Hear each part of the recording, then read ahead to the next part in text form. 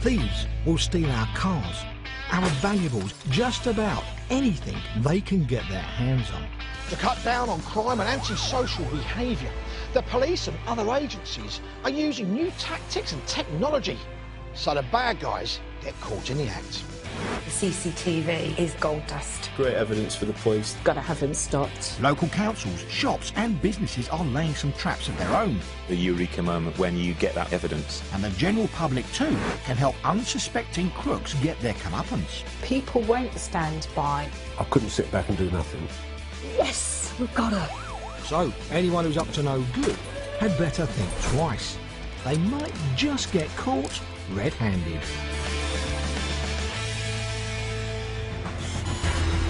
Today, she's thankful for some help, but this man doesn't want her thanks. He wants her purse. He rips it roughly out of her hands and runs.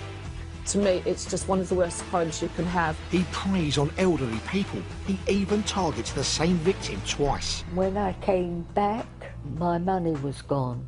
I went to see her and I said, Marion, I cannot believe that this has happened to you again. Also today, in Shakespeare's Stratford, a real-life Shakespearean plot of intrigue and betrayal. We couldn't believe it, really. You just don't expect someone to be that dishonest with you. At a Tudor museum, all's not well and doesn't end well for a trusted friend. And where's the best place to park a stolen car? Next to these two other cars? Well, maybe not. The thieves haven't yet noticed that those two cars are police cars. Well, they will soon.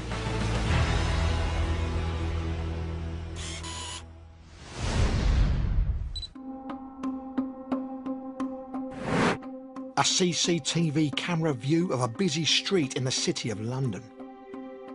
A woman in her late 90s is walking home from the shops. Just behind her, a man is heading the same way.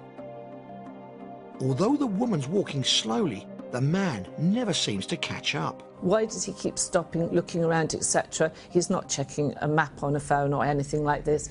He's acting in a suspicious nature. This man is in fact stalking the elderly woman. He preys on defenceless victims and he is following his latest victim home to steal her handbag. It's absolutely despicable that a person deliberately targets vulnerable elderly people. 90-year-old Marion also falls prey to this deceitful burglar's tricks. I really couldn't believe how somebody could con you into that. The City of London police are determined to catch this callous thief.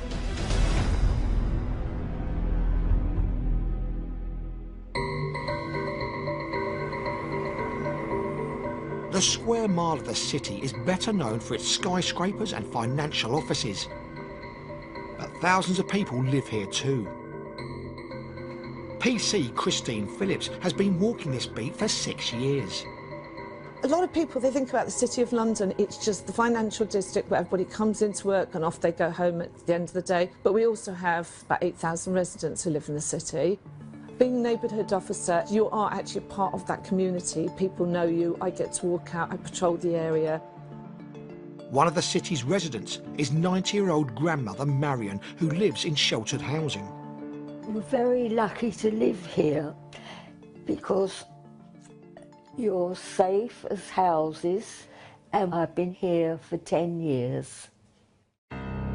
Marion has had no experience of crime here until one summer's day, when one particular man comes to call. A CCTV camera covers the front door of Marion's building. It's mid-afternoon, and one of the other elderly residents is returning home. She has a key to let herself in. But now this man appears. He holds the door open before it closes for another resident to come out. It's Marion. She's only popped out for a few moments for some medicines to be delivered, and she's left her flat door unlocked. The man continues on into the building. The chemist is supposed to deliver my pills, so I went outside and sat on the ledge just outside the door. Marion patiently waits for her delivery. 5 minutes later, the same man, now without his t-shirt, walks out of the building straight past Marion. Eventually, She returns to her flat. And when I came back, my money was gone. Marian's shocked when she realises her handbag must have been stolen. I felt very vulnerable, and it made me realise you should lock the door. And everybody then here locked their doors. The police check for fingerprints and DNA, but the burglar has left no evidence behind. PC Christine Phillips goes to see Marian. She didn't let on how upset she was, distressed, but you know it is, and so you do actually offer support to the person. But fortunately for her, she does have family around that visit, so she's not there by herself panicking. Christine examines the CCTV footage. Unfortunately, only the side and back of the man's head can be seen. Out comes our suspect. He's now not wearing that top that he had on. It's covering Marian's handbag as he's walking outside. The police don't know who the man is. But then, some weeks later, Christine hears about a burglary in another housing estate. Here too, an elderly woman has had her handbag stolen from her flat. But this time, the burglar finds a different way to con his way in. She told me that a person had come up to the door of her flat saying that he was working on some repairs in the flat next to her. Could he borrow a pen and a piece of paper to leave a note for the people there? The woman lets the man in and goes to get the pen and paper. As he went, she looked and straight away she realised the handbag had been stolen. Again, there's no forensic evidence or CCTV from this crime scene, but Christine suspects there may be a link with a series of thefts in a neighbouring area of London. There had been a spate of burglaries with a similar method, also targeting elderly, vulnerable people. She contacts the officers investigating those burglaries and looks at their CCTV evidence. This is footage from one of those crimes.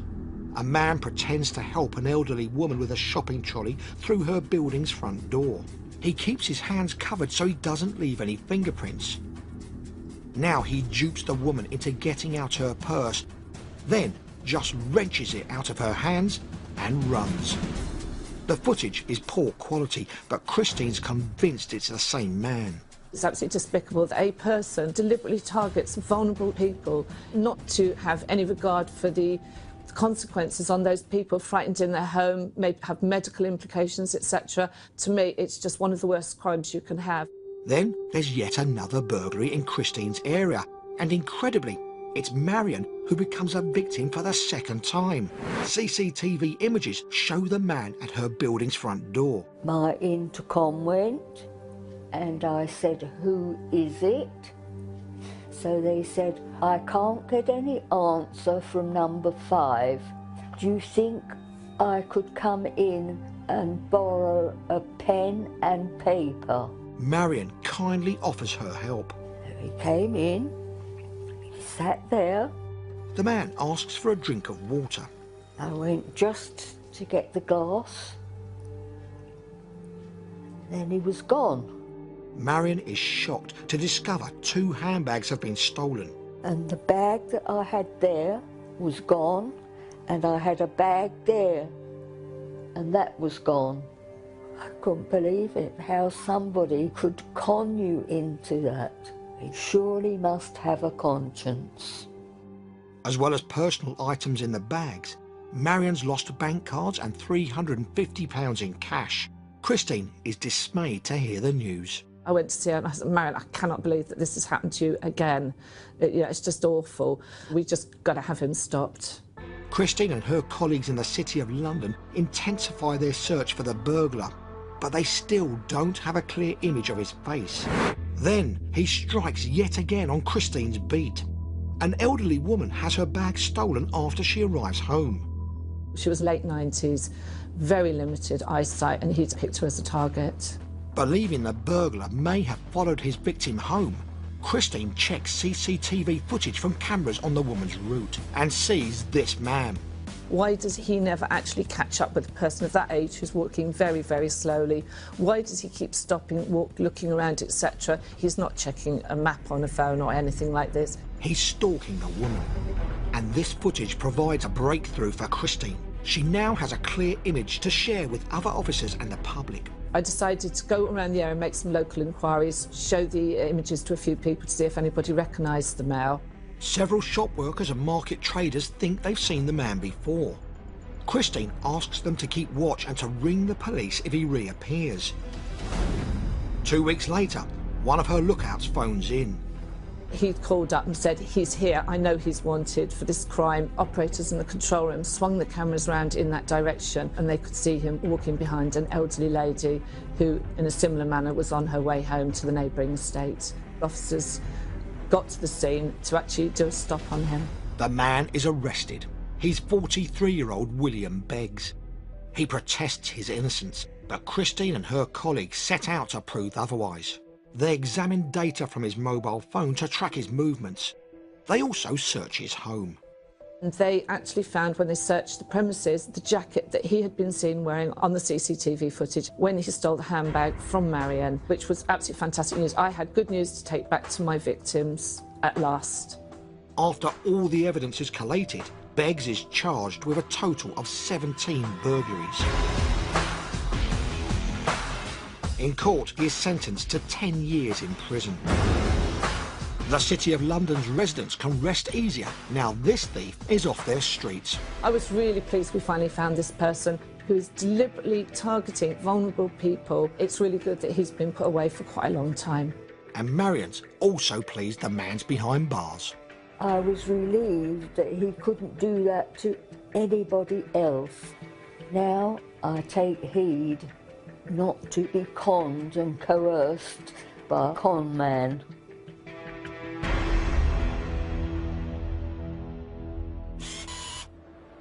Most people who come knocking at the door are honest and trustworthy.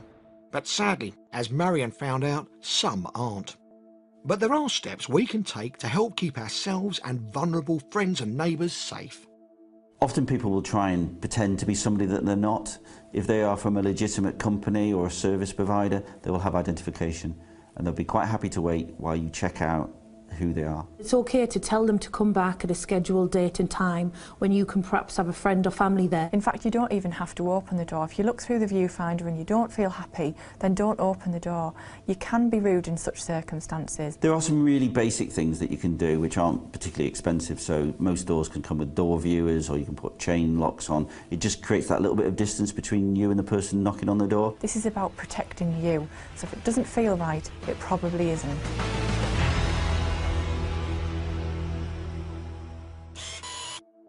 If there was a contest for Britain's dumbest criminals, these car thieves in Greater Manchester would score pretty highly.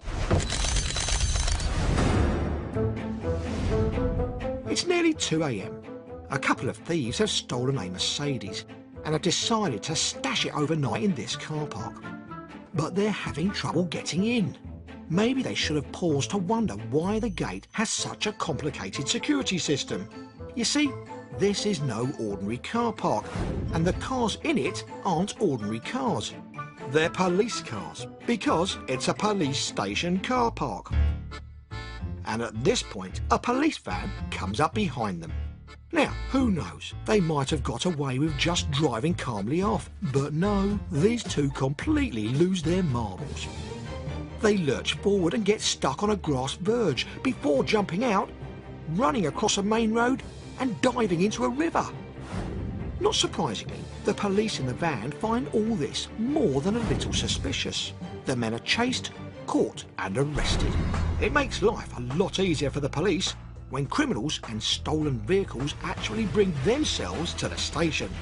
And as for the thieves, when they're brought back to the police car park, this time it's a lot easier getting past the gate. Coming up, a man runs amok on a rampage of mindless vandalism and smashes his way into a shop. Came round the corner to be faced with 4 broken windows. I just couldn't believe what I was seeing. I was thinking, why is he doing that? It was just sheer madness. But when he runs outside again, he meets his comeuppance coming round the corner.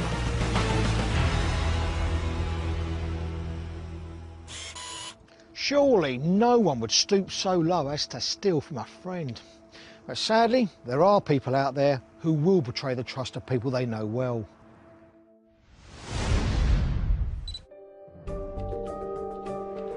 Stratford-upon-Avon, Warwickshire. The owners of a Tudor museum, John and Janet, are living their own Shakespearean-style tale of treachery. They suspect one of their staff is stealing from them. It wasn't so much the money, it was the principle, the betrayal, is the thing that hurt. Visitor numbers are up, but takings are down. We felt quite angry, you know, it was quite traitorous, really. With the help of a camera, the couple hope to discover whether there's a thief in their midst or if it's all much ado about nothing.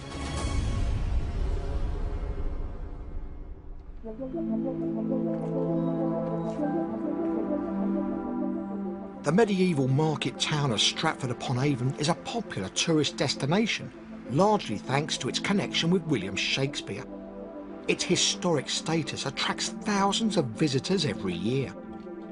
John and Janet run one of Stratford's many museums dedicated to Tudor Britain.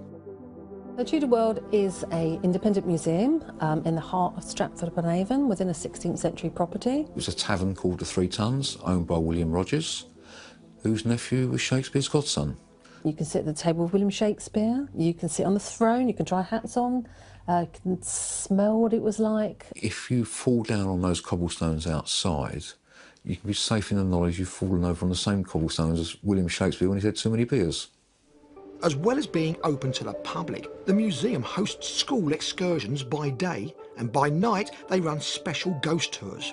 Taking over the museum was a Midsummer Night's dream come true for former council worker John and ex-teacher Janet. We both love history, so we gave up proper jobs and to take over this place, and now we're dressing costumes, we do acting, the accounts, we do everything between us. The two history buffs can now live each day in the era they're so passionate about. If you look back historically, it's probably one of the most eventful periods. It's intrigue. Spies. Marriages. Adultery. Births, deaths, executions, everything's there, it's just brilliant. But then a drama of their own begins to play out. A tale of deception, when the couple suspect a thief is pilfering from the museum gift shop. We started to notice money was going missing. And sometimes it seemed like it was really busy, and then when you check the takings later in the day, you think, well, that's not what we should be taking. Their staff are fellow enthusiasts, so John and Janet can't believe one of these trusted colleagues could be stealing from them. You just don't expect someone to be that dishonest with you. To catch the thief in the act, John turns to a very 21st century method of detection. I decided that we would install CCTV. I went off and bought a kit. We had it pointed straight down so you could see any transactions with the till. You could see people handing money over, change being returned. It's a Sunday morning and the camera is recording. In costume, one of John and Janet's most loyal employees and a close friend is behind the till. We didn't initially see anything happening, and we thought, oh dear, I feel really bad now to have been suspicious. And then we saw it. Wearing his black hat, their black-hearted friend pockets a £10 note. The camera above his head sees him start stealing just 10 minutes into his shift. And it doesn't stop there. Some tourists enter. He takes the entry fee, but doesn't ring up the sale at the till. He leaves the cash on top of the drawer. As soon as the visitors go into the museum, he stashes the cash in his doublet. It's heartbreaking for John and Janet. Obviously the betrayal is the thing that hurt. And your emotions go from shock to anger. He's been with us for years. He'd had his wedding here, and he always said how much he loved the job, and we couldn't believe it, really. Other visitors pay for souvenirs on sale in the shop. Leaving the till open after another customer and another sale, he builds up a pile of notes on top of the till drawer. He hands out change. Then, when alone, he folds the cash and stuffs it into his pouch. Janet's astounded. This is her livelihood. There we go. We're making a whole sort of £2.50 on the tea towel, whilst losing £20 there. Brilliant. Over his 7-hour shift, the stealing goes on and on and on.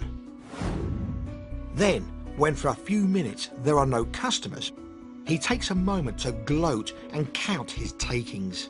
He decided this would be a perfect opportunity, on our time, in our shop, with our money, to count it up, just to make sure, you know, he's doing quite well.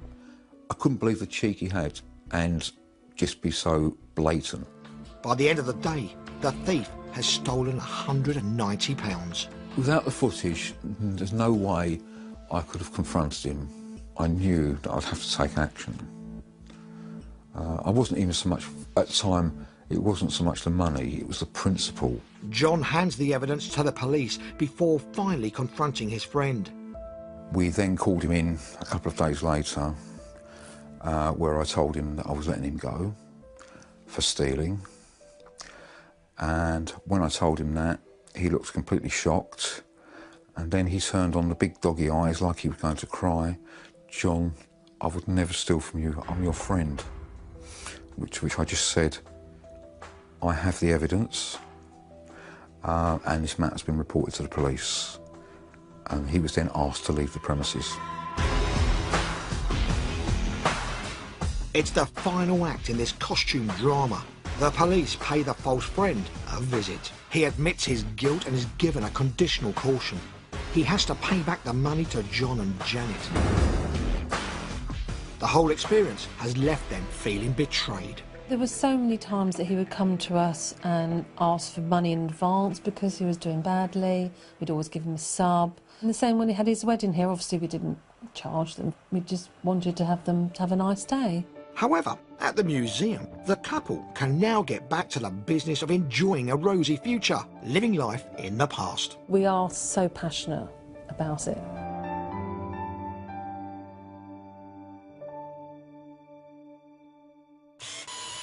You'd expect life in a rural town to be all peace and quiet, but that makes it all the worse if a criminal comes to call.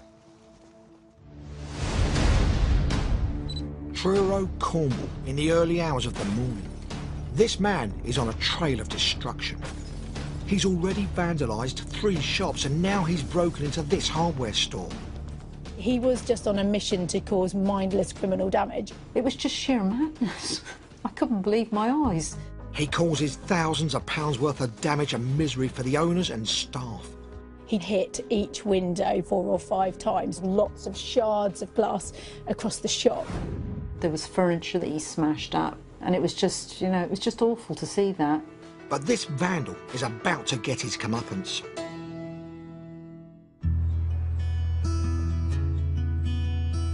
Truro is officially the only city in Cornwall, and its busy shopping centre has attracted a wide variety of independent stores. Amongst them is this fabric shop where Sarah works with her family. Truro Fabrics has been going for just over 30 years. It was set up by my dad and mum, with my nan originally on the shop floor as well. I came in when I was 19. I was going to help out over the Christmas period, and I've been here ever since.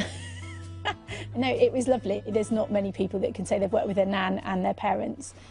Just around the corner, this hardware store has been in business even longer. Thank you very much. Ina works there as a floor manager. The shop actually has been open for way over 100 years. We've got quite a few staff that have been here quite a long time. People get advice on anything they need, and it's as much for the staff as it is for the products that we do that people come in. Truro isn't known as a crime hotspot, but on one Friday night, its shopping centre becomes the target of a man on a wrecking rampage. It's 2:15 a.m. The security cameras are recording inside Ina's hardware store when a man outside throws something at the window. It smashes. He reaches into the shop through the broken window and grabs a chair and flings it at the window several times to break the rest of the glass. He steps into the shop. The alarm starts to ring, but he's intent on destruction. He starts by kicking down a couple of stands. Seeing a camera, he throws a hammer at it, but misses. Even with the alarm sounding, the man appears in no hurry. But after 20 minutes of random vandalism, suddenly something startles him and he breaks into a run. In the morning, it's 10 to 7 when Ina arrives to open the store. Going inside, it's obvious there's been a break-in. I saw the stands strewn on the floor and whatnot. I thought, oh God. When I went to the top of the steps and looked around, you could see things had been thrown, things had been knocked over, and it was just, you know, it was just awful to see that. Ina is not the only victim. Nearby, Sarah also makes an unpleasant discovery when she arrives to open her family's fabric shop. Came around the corner to be faced with 4 broken windows. So I was like, oh great, Mum and Dad are away, what do I do? It's just a nightmare when Dad's not around, he holds all the information. So it was like, oh no, not now, please. It's clear the damage is deliberate. He hit each window probably at least 3, if not 4 or 5 times. It just seemed so needless. It was mindless criminal damage and unfortunately left us a whole mess to sort out.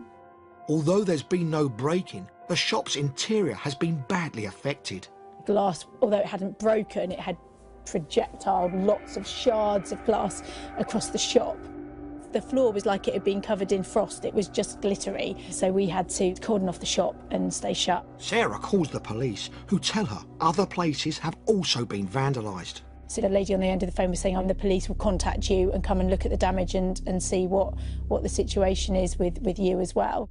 At Ina's hardware store, when she phones the police, she's surprised to hear they already have a suspect in custody. When Ina checks back on her CCTV recording, she sees what's happened. I just couldn't believe what I was seeing. I was thinking, well, why is he doing that? What's he gaining from that? It was just sheer madness. I couldn't believe my eyes. She watches as the culprit nonchalantly leaves the store. But in the distance, Ina now sees something that cheers her up a bit. The man who so casually wrecked her shop is about to lose his cool. He looks down the street and then suddenly starts to run. He's been spotted by a police officer who gives chase and nabs him. That just made me smile, to be quite honest. I was amazed that that happened and the fact that he was caught, you know, so it was brilliant, absolutely brilliant. And in her fabric shop nearby, the police give Sarah the good news that they have caught the man who has confessed to vandalising her store too. That was nice to know that they'd actually got somebody for it and that he'd actually admitted to having done it. In both Ina's, Sarah's and at other Truro shops, the cost of replacing expensive windows and damaged stock runs into thousands of pounds. Other people have got to clear that up. Other people have got to put right what he's put wrong. And I couldn't understand why somebody would be like that. In court, the 24-year-old pleads guilty to 1 offence of burglary and 5 counts of criminal damage. He is sentenced to 8 months in prison and ordered to pay costs. The hardware store and the fabric shop have now improved their security, and it's back to business as usual for the shopkeepers and their customers in Truro. We had several customers bring in flowers and cards to say they were sorry, and if we wanted to do a collection towards the windows, that they would be happy to contribute. They were surprised that something like that would happen in Truro. The customers were fantastic. We were thrilled to bits that he was apprehended in court and justice was done. That's it for today. Join us next time when police and the public catch more criminals red-handed.